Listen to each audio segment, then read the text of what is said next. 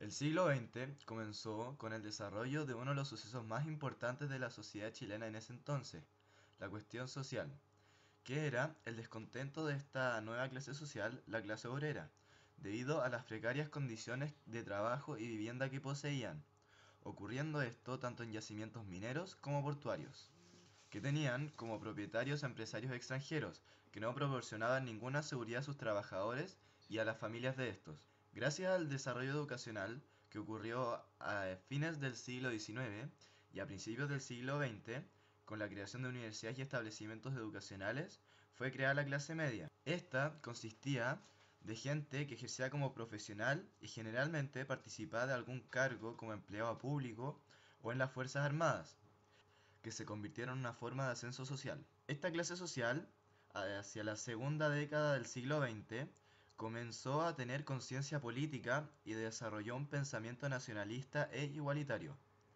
Las mujeres de esta clase fueron las primeras en tener una formación profesional.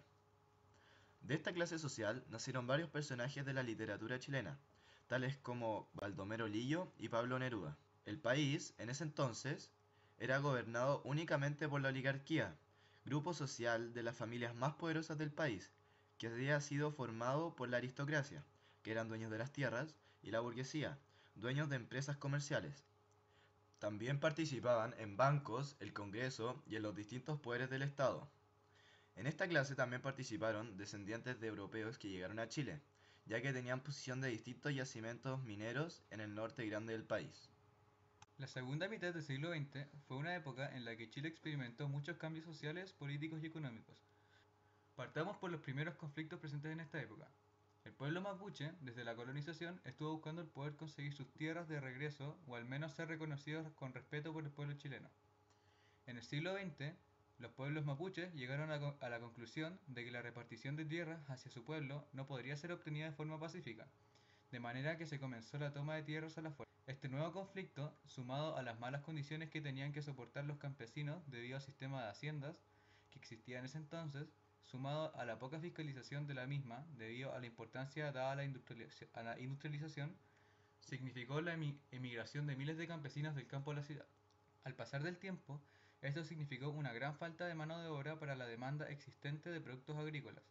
En 1962 fue propuesta por Jorge Alessandri la reforma agraria, la cual esperaba ser una solución al declive que se había generado debido a la alta migración del campo a la ciudad a causa de la industrialización. Esta incluyó la redistribución de tierras estatales entre campesinos y la creación de instituciones fiscales para llevar a cabo una reforma en el campo. Avanzando a la década del 70, en 1973, durante el gobierno de Salvador Allende, surgen una serie de problemas debido a los errores cometidos durante su gobierno.